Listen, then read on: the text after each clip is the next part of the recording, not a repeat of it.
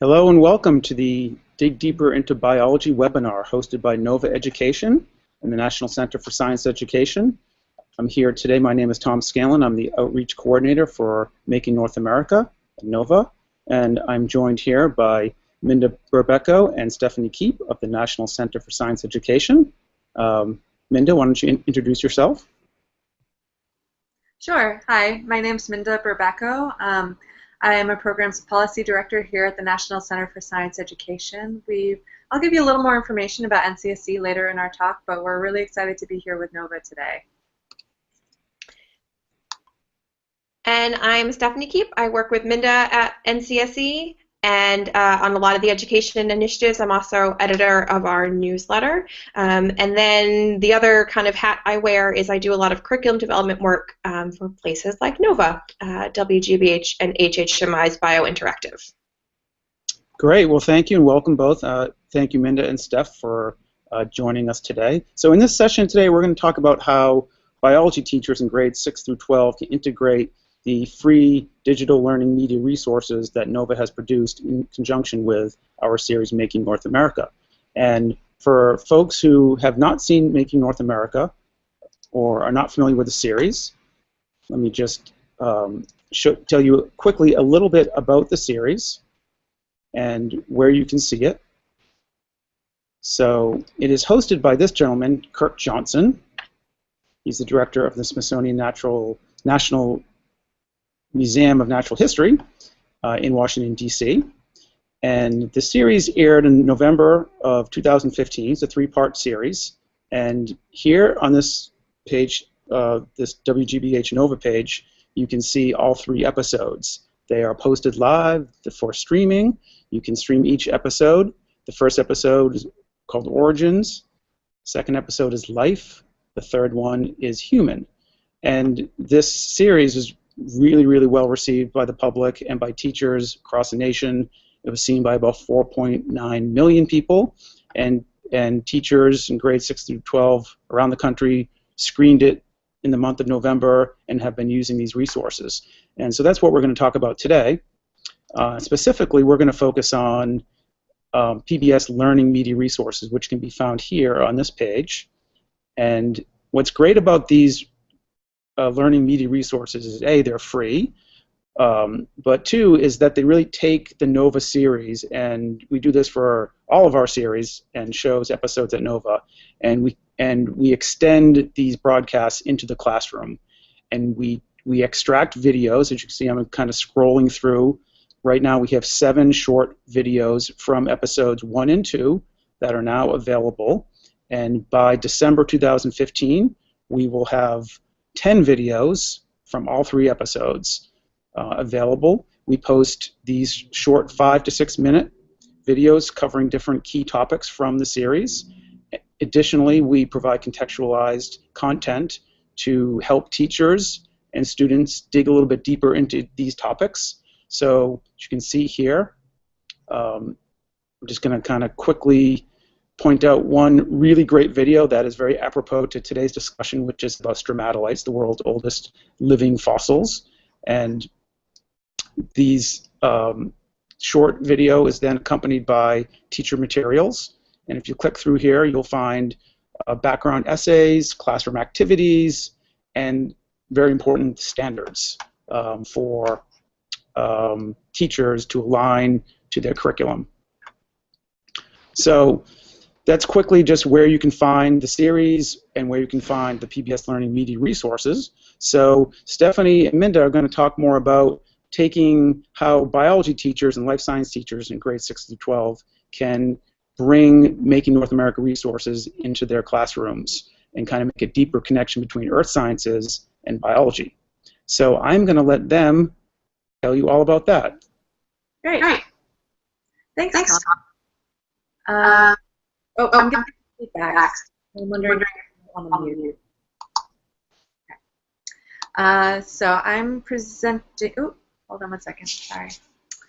I'm just going to share my presentation.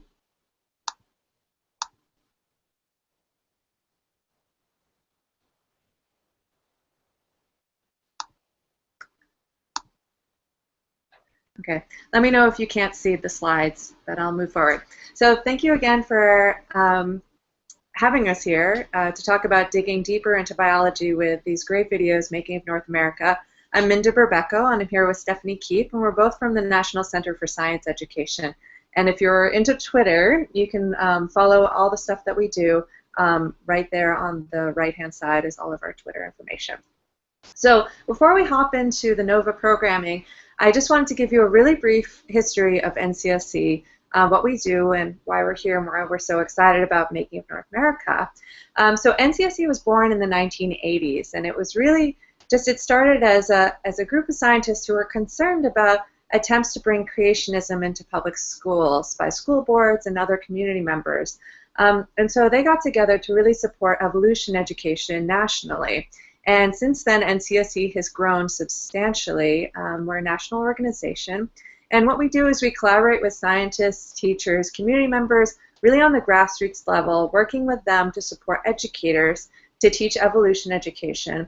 And also, more recently, climate change education. We picked up climate change because we saw the same kinds of issues that were arising with evolution started to pop up with climate change as well. And we want to make sure teachers have all the really good knowledge, all the really good information, all the professional development they need, but also the social support to make sure that they can teach the good stuff, to teach the science. So NCSC today is a group of really great scientists and educators who are willing to work with teachers across the country about these topics. So you can see myself there on the top and Stephanie on the bottom. One of the programs that we launched just about a year ago now is called NCSC Teach, and this is our new teacher network, and it's a subsidiary or spinoff of NCSC, and it includes monthly newsletters, information on professional development, vetted resources, all kinds of really great stuff. And in particular, something that's unique that we have that other kinds of programs don't necessarily include is really resources on how to deal with challenges to evolution and climate change education. So these challenges can come in the form of what happens in the classroom, but also bigger, like going to testify at your school board in support of evolution or climate change education. And we also have special programs that we've just launched that are specifically for teachers. And this includes a program called Scientists in the Classroom. So if you want a scientist in your area to come to your classroom, work with your students over several months, talk about climate change or evolution education, we can make that match for you. We did our pilot this past fall. It was really successful, and we're going to be rolling out the larger program this spring. So if this sounds interesting, just go to ncscteach.com and you can find out more about all of those things. And as we like to say, if all else fails, you can always call us on the phone or send us an email. On the left-hand side, you see information specifically for teachers, and then on the right-hand side, it's more for everybody. So it's more generalized information on dealing with these challenges. But we welcome you to get in touch with us anytime. This information will be up again at the end, so you'll have an opportunity to jot it all down if you need to. So I'm going to exit out, and I'm going to hand everything over to Stephanie, who's going to start talking about the connections with Making of North America. So let me unscreen share. There we go.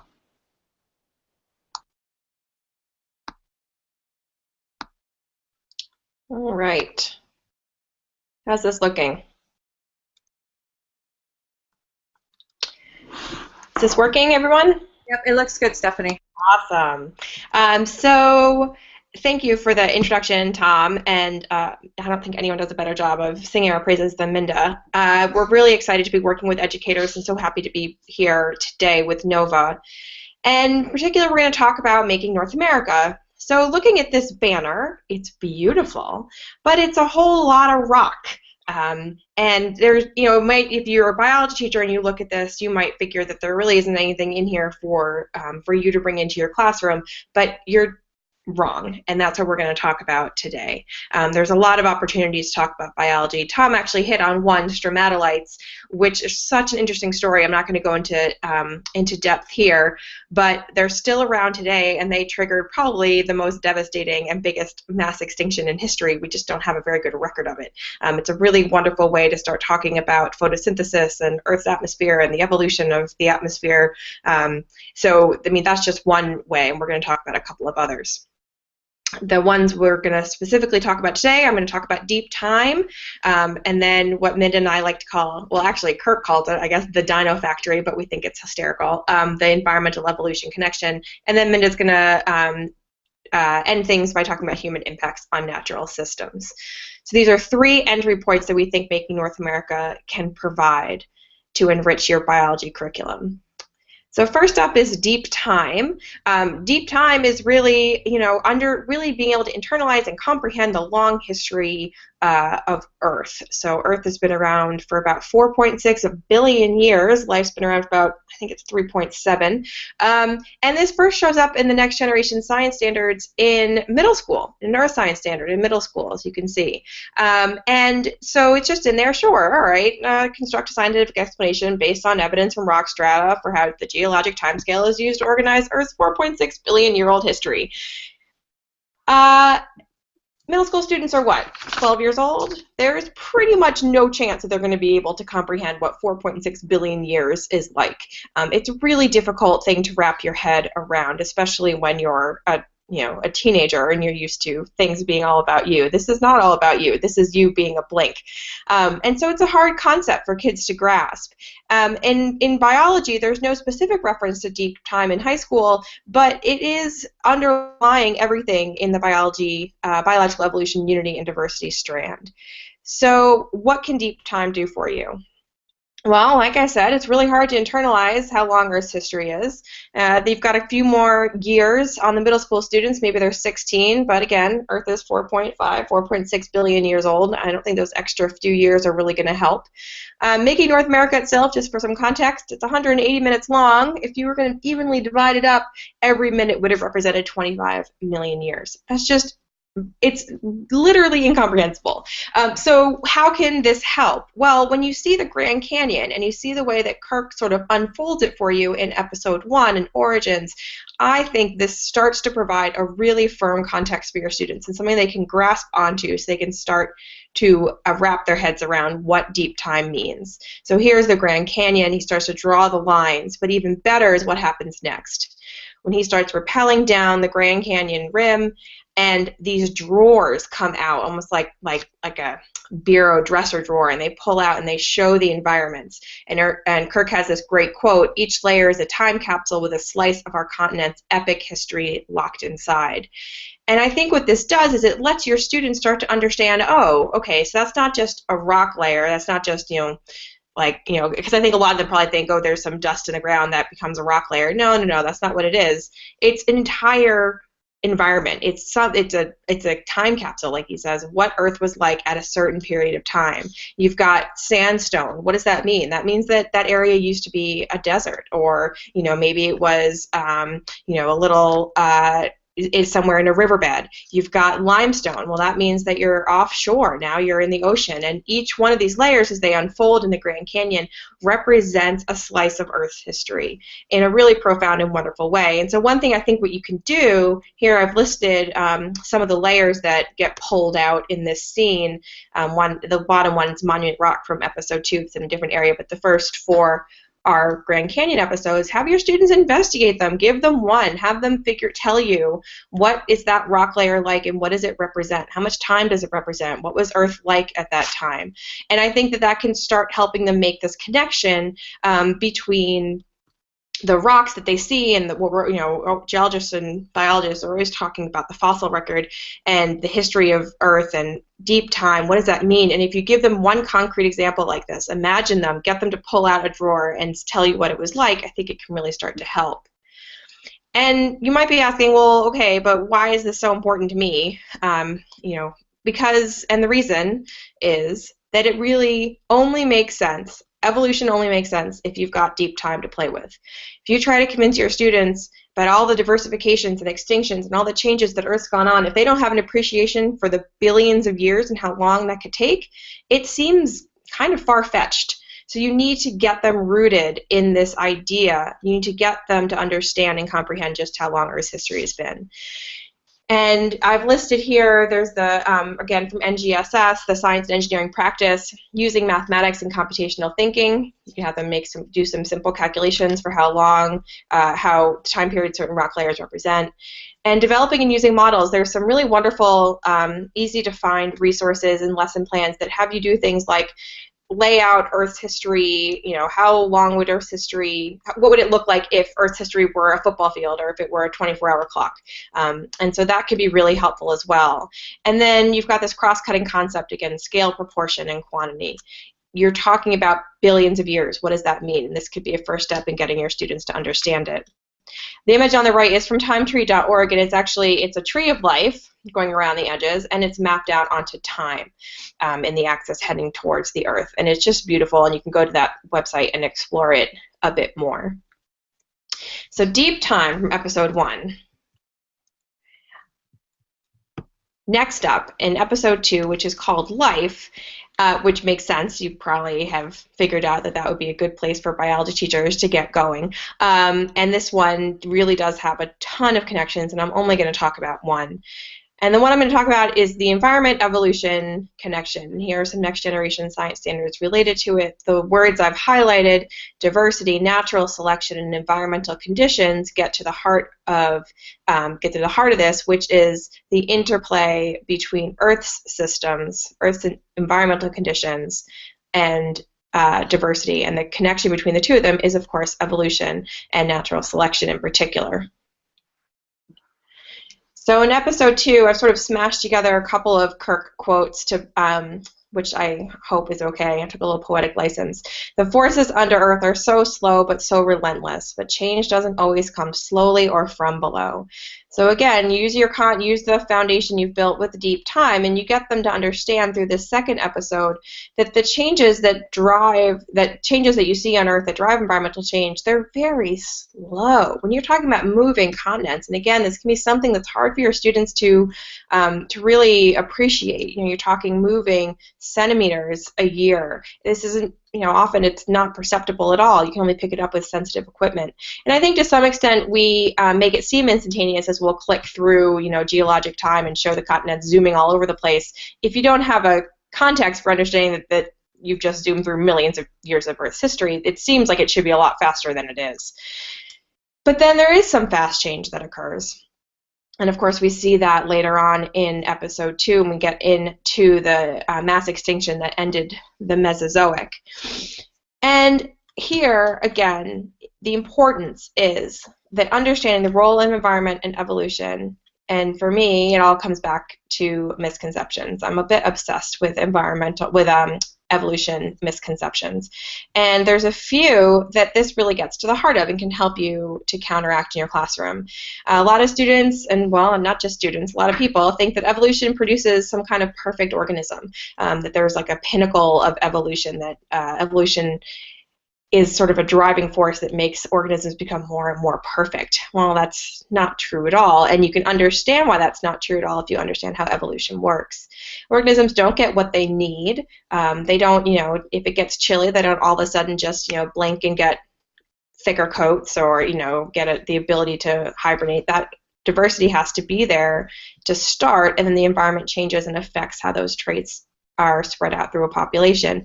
And evolution also isn't entirely predictive. You can't look back and say, oh, you know what? I bet it makes total sense those little shrew-like mammals would make it through and the dinosaurs would kick the bucket. It's just not how it works. And you never would guess that. And the connection between all these things is environmental change. So the environment is what really, the interplay between environment and life can change in pace, and it can change in its specific nature, but it is a constant theme when you're studying evolution. And evolution, of course, is the central concept of all life science, so it's worth taking a little bit of extra time to help your students wrap their heads around it.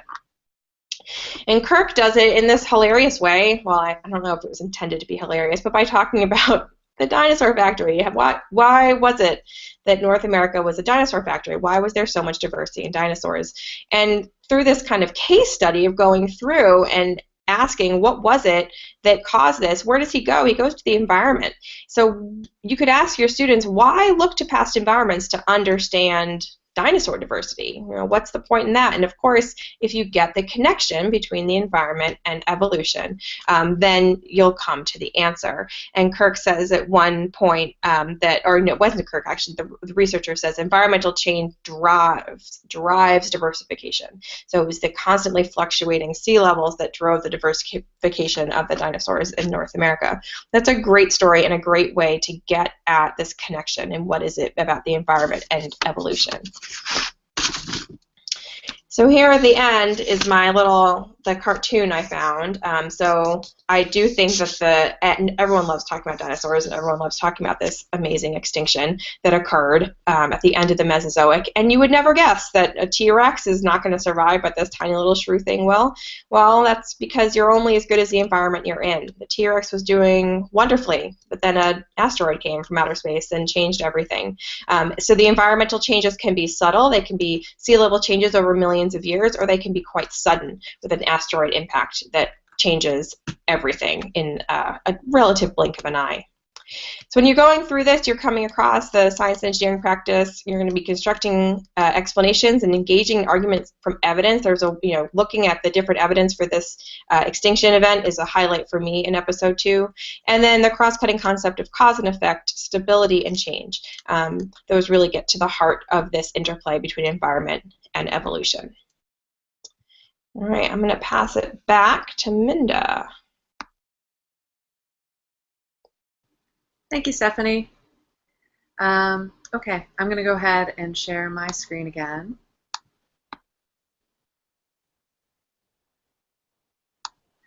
And if you could just give me a thumbs up that, I want to go a little bit further down. Here we are.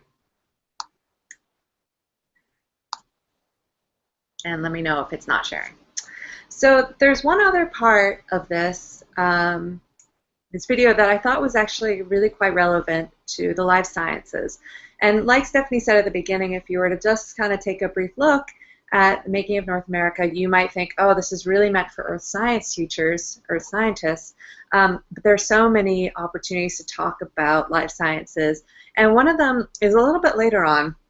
And it fits really nicely with next generation science standards.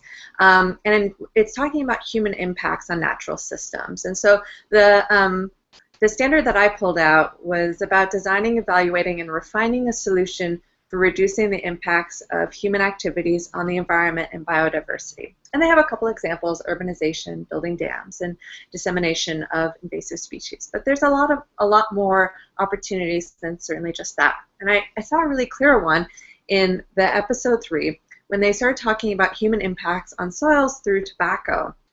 And as you can see, the narrator is here in the middle of a tobacco field, and behind him is a forest. And so something that they get into is, well, what is the impact of having somebody farm agriculture tobacco for so long in this area that used to be forest? And so they actually dig up the soil and they take a look at the two soils, the forest soil and the agricultural soil, the soil from the tobacco fields.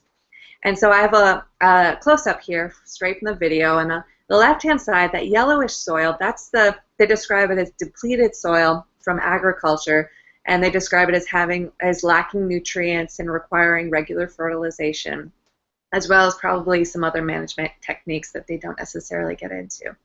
Whereas on the right-hand side, that much darker soil, they describe as healthier and being flush with organic matter. And obviously that makes sense because there's organic inputs all the time from the forest system.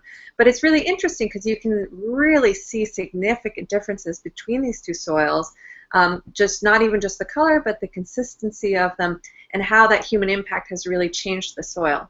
So you might be thinking, well, gosh, soil, thought we were going to talk about life sciences, and they get into that a little bit too when they're talking about, well, there are organisms that live in the soil, certainly, and there are even microbes there too, and those would have large impacts on both larger animals and microbes too. But there's also other things that you can connect to through questions that you ask your students. So, well, we've made this huge change in the landscape, and we've changed the soil. What are going to be the impacts on the biodiversity, both above and below ground? How is that going to affect animals, both above and below ground? And also, and the animals in the soil, so that's below ground.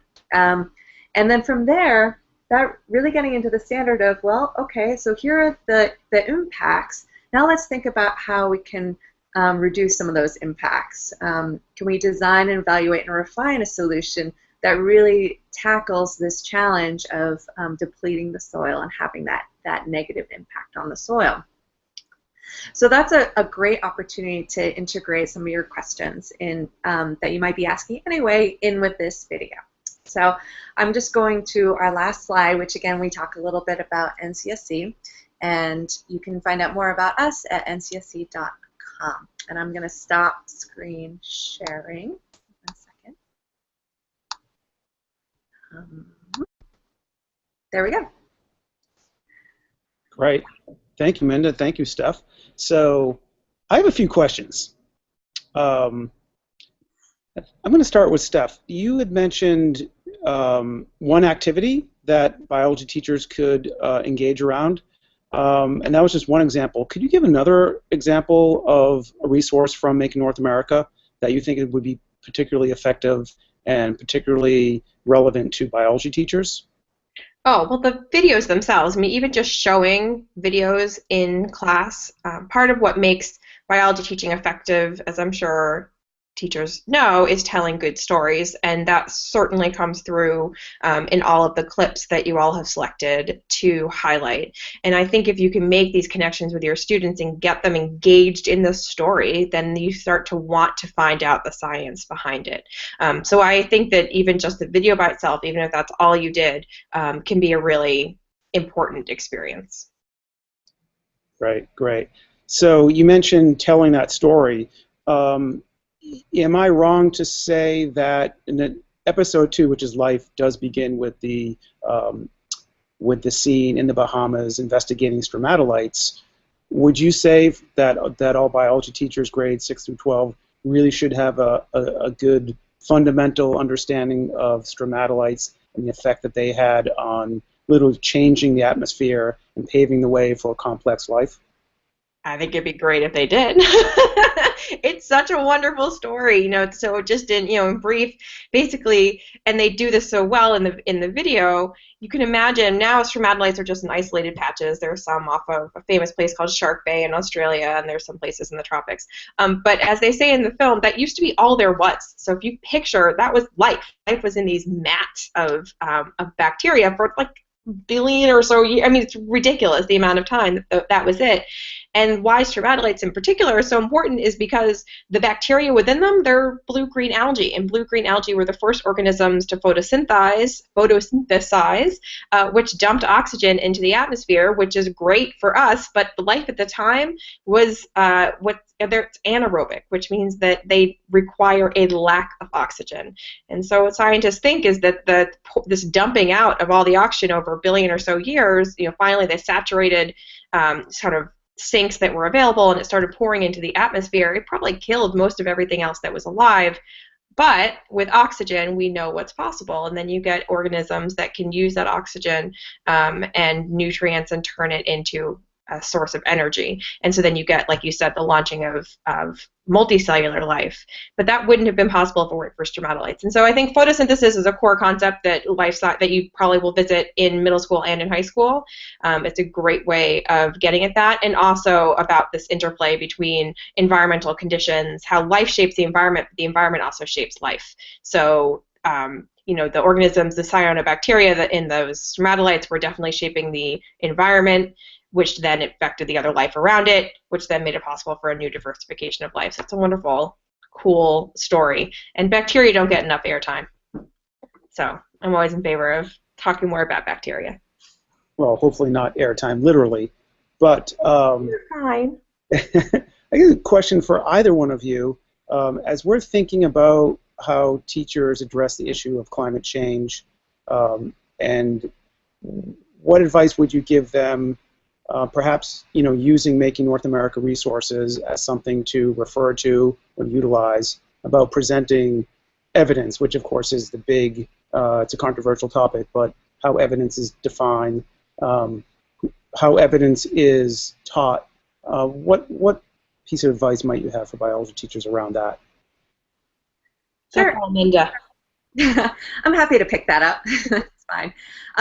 Yeah, you know, the more and more I talk to teachers who are teaching climate change and who've run into challenges, and even those who have not, the best techniques that they recommend, and I always go to teachers first to see what they experience and what they recommend, is always starting evidence first. And the nice thing is that more and more data is becoming available to teachers to use in classrooms. So there's a lot of really great activities and programs that utilize authentic data, and that is a great starting point.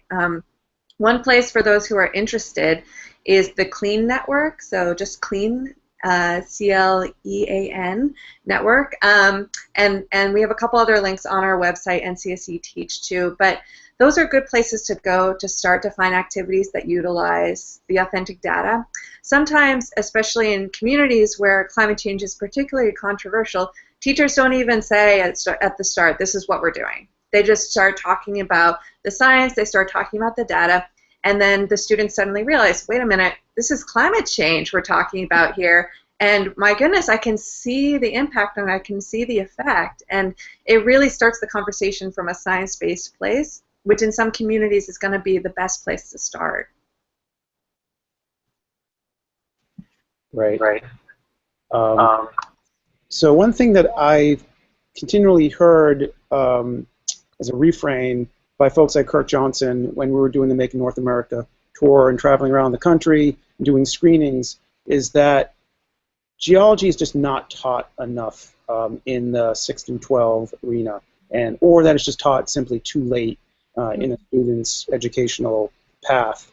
And I'm wondering if you have any comments about that, but also biology teachers or science teachers who are trying to get kids interested and enthused about geology, what advice might you have for them? But also, you know, a lot of students might be, dinosaurs are one thing, a lot of kids really get into dinosaurs. It's easy to make the earth science connection when you're talking about paleontology, but what about kids who really just are into animals, whether they're into insects, bears, cats, dogs, like they're just really into those things.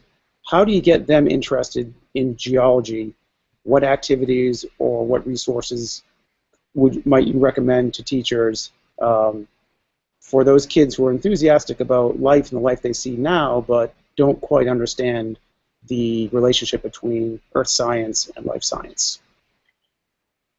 Well, I think you hit on it, that it's paleontology is such an awesome intersection, and even if you're interested in insects have a fossil record, and you know, I think it's a natural question to ask, well, where did this group come from? How did these organisms diversify and become what they are today? You know, that I appreciate. And no matter what you're studying, you need to understand the dynamics between the abiotics, the non-living world, and the biotic, which is the living world. And geology is one excellent way into that intersection. I mean, and geology is a thing, and again, I think teachers really understand this, is that it's all interdisciplinary, and everything starts to spill into itself. You know, you talk about biology, anyone who's ever taught a unit on, you know, macro organic chemistry, you know, the beginning macromolecules, well, all of a sudden you're talking about chemistry. It's not, science doesn't exist in these silos. And so I think the opportunity to bring geology in makes it exciting for students. I think you want to see that it matters and that these ideas and strands can pull through no matter what it is you're studying. And I give NGSS a lot of credit in the NRC framework on which it's based for recognizing that, for having these cross-cutting concepts, and also for giving geology such a prominent place with their, you know, I mean, there's Earth Systems is right up front in NGSS, which is wonderful. But you are right that nationally it's sort of been the lost science, which is unfortunate. And I hope that through NGSS and through other things it'll start to make a comeback. I would love it if kids had to take an Earth and environmental science course in high school, but we're not quite there yet. So something like this, which lets you bring in some geology concepts into a biology classroom, I think can be really beneficial to start to see the connections and to start to get interested. We need new paleontologists. We need people out there finding the fossils. We need geologists who are explaining what's happened to the Earth in the past and what's going to happen to the Earth in the future. You can't understand the present or the future without understanding the past, and that's what geology is all about. Right, right.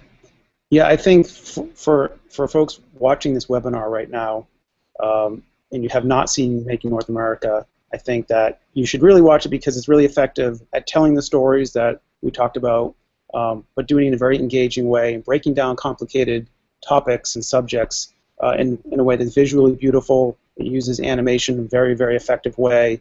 That's one feedback we've heard from a lot of teachers is that the animation, the CGI used in the series is just really effective at illustrating topics that they've had difficulty doing in the classroom, and then along comes a resource like Making North America, and it just makes things a lot easier, and they're able to convey these topics in a much more effective way.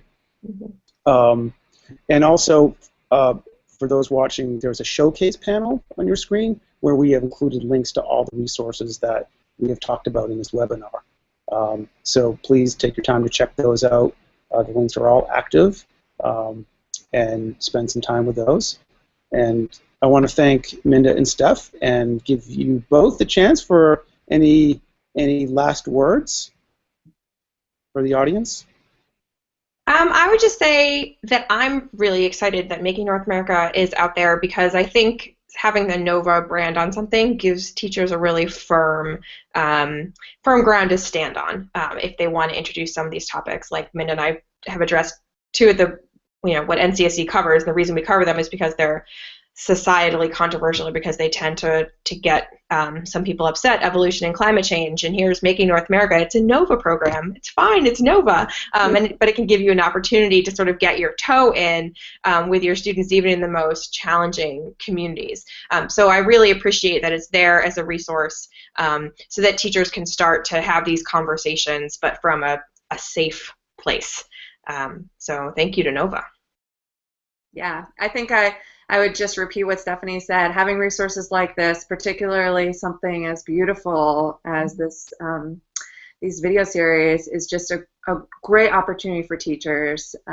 Even just showing small snippets of it as a way of integrating stories and visuals into what you're already doing, I think it's an awesome opportunity. So we're really excited about it, and we know people are going to take advantage of it.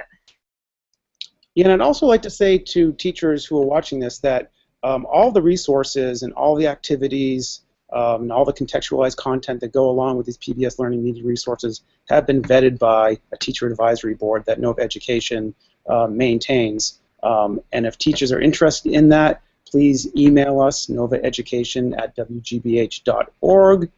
You can also contact us through the Google Plus page if you're interested in that advisory board. But I think it's important to know that these resources, we're just not developing them in a small circle. We do look to teachers for feedback and for input on these resources, and they've been very effective at helping shape those. So they've been put through the ringer, and we're very, very appreciative to all their efforts. And once again, I want to thank Minda and Stephanie Keep from the National Center for Science Education. Thank you for all the amazing work that you do out there in communities and in school systems throughout the nation to fight the good fight, to defend evolution, and to also kudos to your more recent work around climate change. It's very, very important, of course. So thank you, folks, for watching this webinar about Making North America in the biology sciences. And please check out our Google Plus page, and feel free to contact us. And thank you, and have a great night. Bye. Bye. Bye.